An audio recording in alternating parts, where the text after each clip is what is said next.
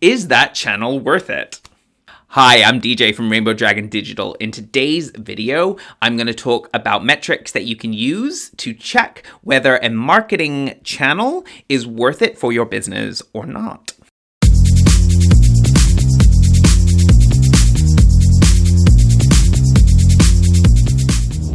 If you haven't subscribed to my YouTube channel already, please do. It'll help me out loads. I can, access extra features and stuff. And if you click the little bell, you'll be notified when I release new videos. So, is that channel worth it? So, by marketing channel, what I mean is whether you're using like Google ads, whether you're using Facebook ads, whether you're using, free social media posting, whether you're using email marketing, whether you're going to publish in a magazine, whether, so on. What avenue are you using to market your business? And the big thing, a lot of people kind of go into choosing their channels straight away. So as a little reminder, make sure you go through target person USP, step 1 and 2 of my little content marketing strategy. Make sure you spend the time on step 1 and 2 before you start choosing your channels. That will help dramatically in terms of figuring out whether a channel is worth it.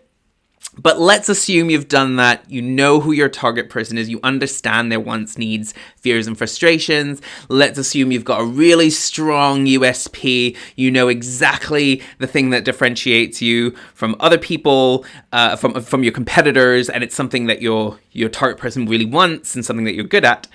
And let's assume you've chosen a few channels. Let's even assume that you've started using some of those channels and now you're questioning, is it worth it? Right? You're getting some leads through the channel, you're spending money on the channel, but is it worth it?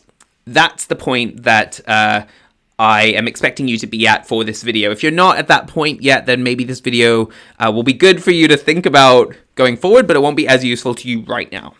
So, you've got these leads, you've put money into this channel, is it worth it?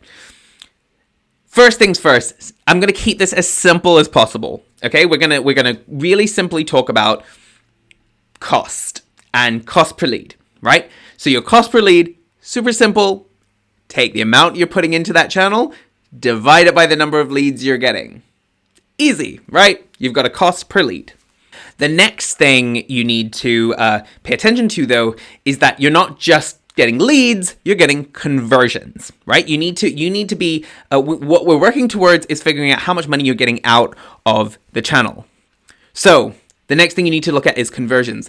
If you're not measuring your conversions from that channel, then you're not going to be able to figure out whether the channel's worth it. So if you're not measuring conversions, that is your first step. Make sure you are measuring conversions from this channel, whether that's through Google Analytics, whether it's through your CRM system, whether it's through some other method. You need to know how many conversions you are getting from that channel. The next thing you need to know is how many of those conversions are actually paying customers and how much they are paying you. Right? So if you don't have these systems set up in your business, you cannot measure anything. Okay, so measuring is super important. It is super important in marketing to measure things and check whether they're working. We'll talk a little later about fuzzy measurements, but first, make sure you're measuring. If you're not measuring, none of this is going to be useful. You're not going to be able to tell how worth it that channel is, and you'll just keep driving blind. Which might be okay. Maybe you're getting business and maybe you're getting enough money in the bank and that's okay. You're allowed to not care if it's keeping you surviving. But if you want to push it, if you really want to know whether the channel's working, you need to be measuring these. So what have we got? We've got cost per lead. Now we've got conversions and we've got how much money we're making from those conversions. We've got cost per lead. You've got conversions. You've got income from those conversions, all for this channel. So now this is kind of the basic bare bones metrics that you need to determine whether your channel is worth it, because you look at that income that you're getting and compare it to the amount that you're putting into this channel. Is it worth it? Is the income above the costs? And if the income is about about the same as the costs, if it's just a little bit higher, keep going.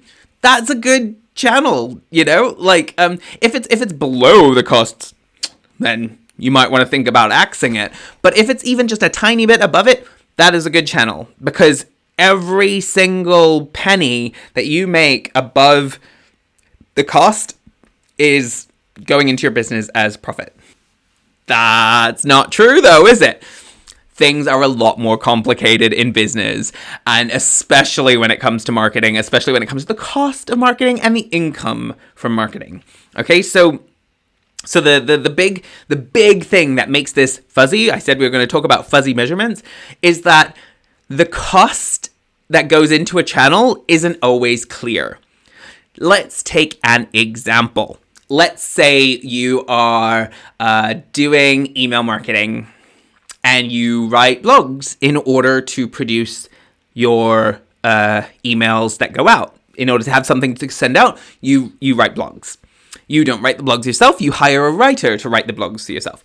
There's that cost, right? Then you've got the cost of the technology and everything. But the cost of that writer writing that blog isn't just for this channel though, is it? Because it's also going on the website, it's also contributing to your SEO. So in your little spreadsheet of costs, do you put it under SEO? Do you put it under email marketing? This is the big question. This is what makes everything fuzzy and makes it a little more difficult to give you a clear-cut, defined number that is definitely the cost of this channel. This is okay. Okay, don't panic. This is how businesses work. Everything is interlinked. You are allowed to have fuzzy statistics. You want to get a feel for it. This is where marketing starts to become a little bit more of an art and less of a science, where a lot of these numbers are getting a feel for whether this is generally working, whether this is contributing to your overall success, because marketing all fits together. It's not like you do one channel and that's the only thing you do. A lot of the time, there's a few different channels for which your work is pouring into.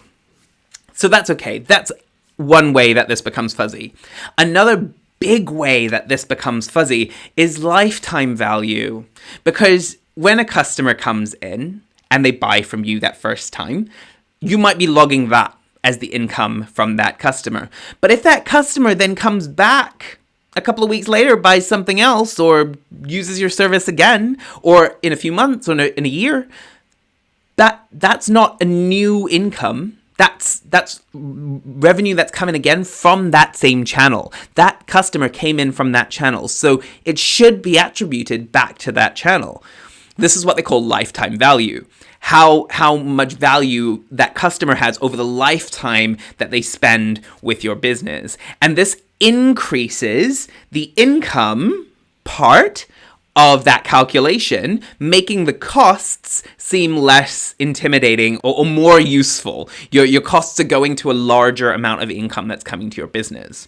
So as you can see, there are lots of different moving parts here, and it really depends on your sales process. It really depends on what products or services you're offering, because that lifetime value is going to massively be affected by that.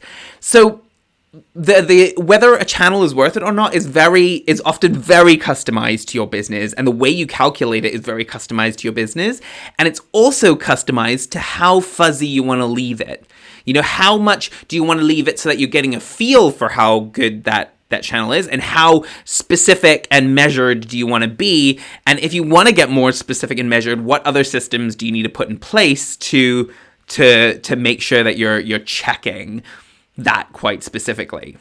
So this is where you can get lost in numbers, and I would highly, highly recommend to up your fuzzy tolerance. Be okay with a little bit of fuzzy statistics, because measuring the stuff you can measure can often be a great way to make sure that you're comfortable with a channel and that it's working enough for you to continue doing it.